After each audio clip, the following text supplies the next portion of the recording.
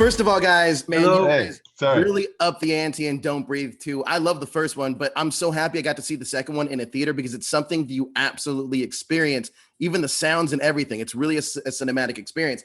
But where are we?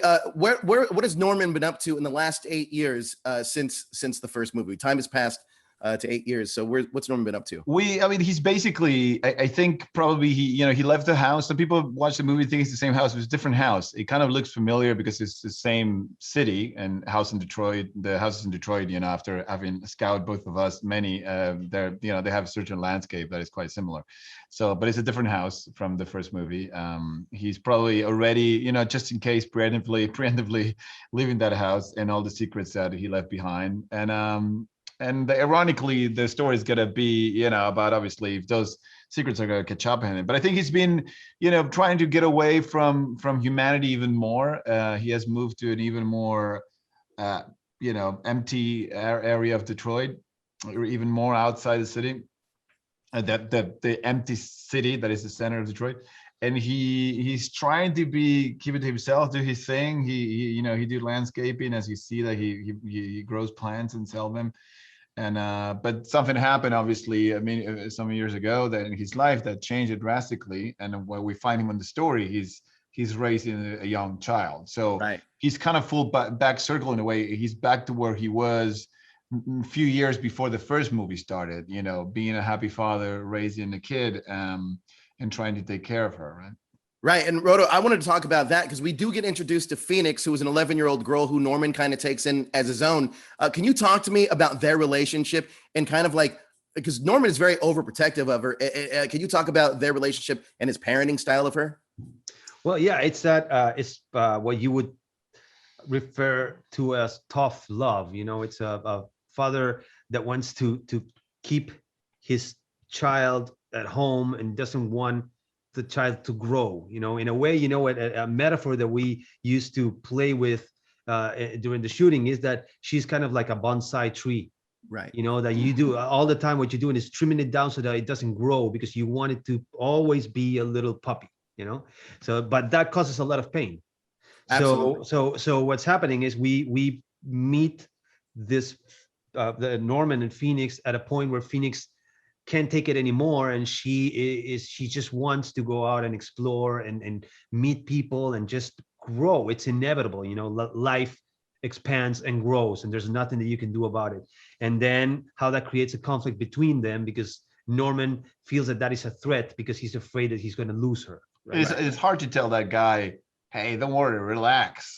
After he already lost a daughter. Yeah. Right. He died, his daughter died on the first story, right before the first story started. So how do you convince that guy to chill a little bit and tell him that, and particularly when 20 minutes into the movie, some bad guys come into the house to try to take her. Right. Now, Rodo, you get to step into the director's chair in this film. And look, congratulations, man. You shot during a pandemic, and this film looks and sounds beautiful. Can you talk to me about some of the challenges you faced shooting in a pandemic and stepping into the director's role this time around? Well, it was a privilege to be able to do this, to make my debut as a director with a movie that we wrote together and that we created together. It felt so familiar already that it didn't feel weird to me at all to be there, right? Of course, then, there's a lot of challenges and a huge responsibility because you're there. You got to make sure that this works and that you are able to manifest this into reality so that we can share it with the rest of the world, and that it's up to our expectations and Fede's expectation as a writer and producer as well, Right. So yeah, it is challenging, but it was a lot of fun. We made sure to surround ourselves with a great team that worked in the first movie, and they helped so much. They made it not easy, but they made it flow in a very gentle and organic manner. The pandemic, it had pros and cons. There's of course all the hurdles that we need to get over. Testing every day and all the safety protocols that made it the logistics of the shooting more complicated. But then there was a good side to it, which is that there were no visitors allowed on set. No one was allowed to go on vacation during the weekends or anything. So everybody was very much focused on what we needed to do. So in those terms, it actually was beneficial for that, right? So And by the way, we decided Rodo made the movie before the pandemic because I was thinking, that is true. Yeah. do they think that when I saw the pandemic, I was like, you take this one. Usually I was just gonna stay home.